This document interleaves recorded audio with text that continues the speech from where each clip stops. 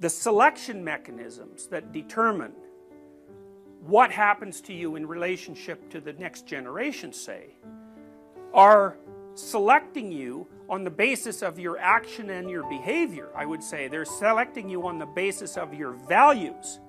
If you're an idiot, say, and you go charging after a lion and the lion eats you, then the nature of reality, so to speak, is rendered a judgment on the value structure that sent you down that particular path, right? And so you're being selected by natural forces as a consequence of your behavior.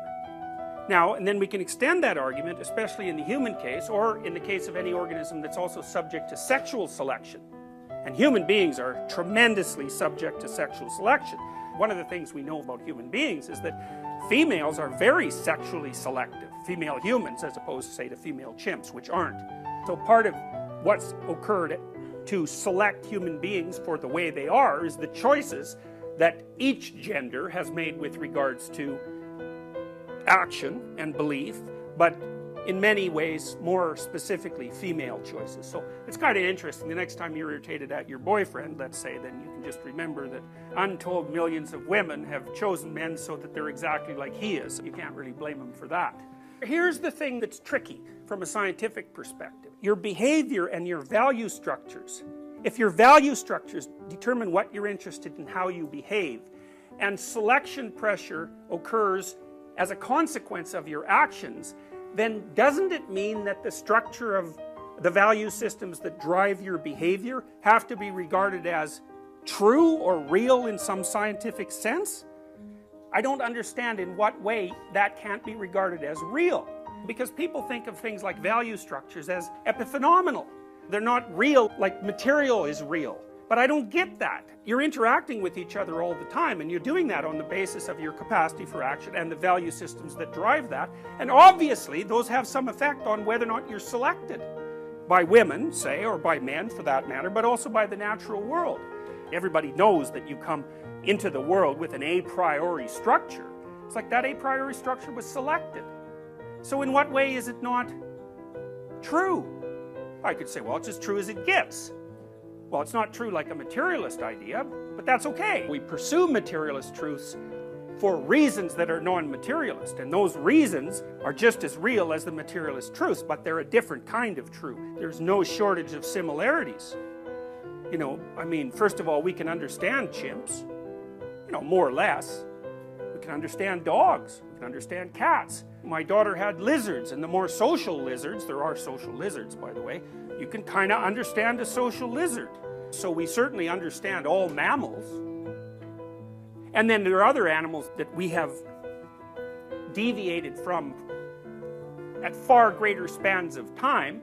Lobsters organize themselves into dominance hierarchies. If a lobster has lost a fight, then he like zooms into his little lobster place and like pouts for at least 20 minutes. He won't fight with anyone else during that period of time, and when he comes out he's like a smaller lobster, because he sort of determines how big to be on the basis of the ratio of victories to defeats.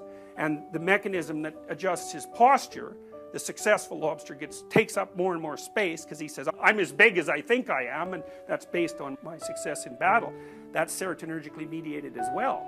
And so when you see a human being that's like this, taking up as little space as possible, you can think there's a defeated lobster, because it's exactly the same mechanisms, and they're really fundamental in human beings, and you can't really change them. The way your brain computes your dominance affects how much positive emotion you have and how much negative emotion. And if you're way the hell down in the dominance hierarchy, or you feel that way, then you're going to experience way more negative emotion, because your nervous system has calculated that the environment on average is very dangerous to you, because you're barely clinging to the edge of reality. And you're going to experience very little positive emotion because, well, things don't look that good for you. Those aren't really systems you can control. They're like master operating systems that sit at the base of your brain, you know. And so you say, well, do things change across time? It's like, yes, but they change within constraints that don't change much across time.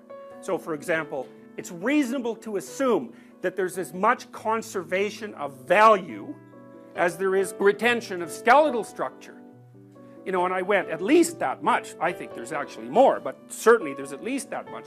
I went to the Smithsonian at one point, and they have a display of mammalian skeletons in there that's extremely extensive. So it's everything from little bats to whales. It's really interesting to walk through that, because what you see is that everything's basically a bat. The bats look exactly like us, skeletally, except their fingers are way longer. All that's happened is that there are transformations of size in the basic skeletal structure. The structure itself is virtually identical across mammals. And evolution is a conservative process, right? It just doesn't go zipping off in some completely random direction. And so I would say also, the way to think about it is that there are levels of stability in the evolutionary process. And some domains are extremely stable across time. And one of them happens to be the existence of a dominance hierarchy. It's at least 400 million years old. And that's old. It's older than trees. So if you're trying to think about what's actually real, you can't see a dominance hierarchy and you can't taste it or touch it or sense it in any real way. But dominance hierarchies are more real than almost anything that you ever come across. They're probably not quite as real as rocks, but they're real enough so that both you and lobsters organize yourself into them and understand them. It's change within constraints. And I think maybe one of the ways to understand that is it's something like the variation in languages. Are languages the same or different? Well, depends on your level of analysis.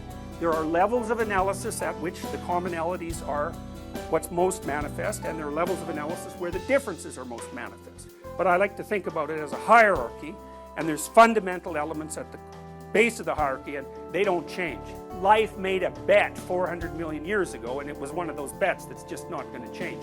The dominance, it's such a stable element of the environment that its existence and its nature is one of the fundamental presumptions of our being. It's extremely important. So, for example, one of the things that women do with men, and men do it with women as well, but they use different criteria, is men are very competitive in a certain manner. And the women assume that the guys who win are the better men, and they just peel them from the top. And so the dominance hierarchy, in part, female selection is one of the things that determines whether male genes of a particular type go into the future. But so is the structure of the dominance hierarchy. Because if you're at the bottom of it, I mean, good luck finding a partner. It's very, very unlikely unless it's random and impulsive. So, or involuntary.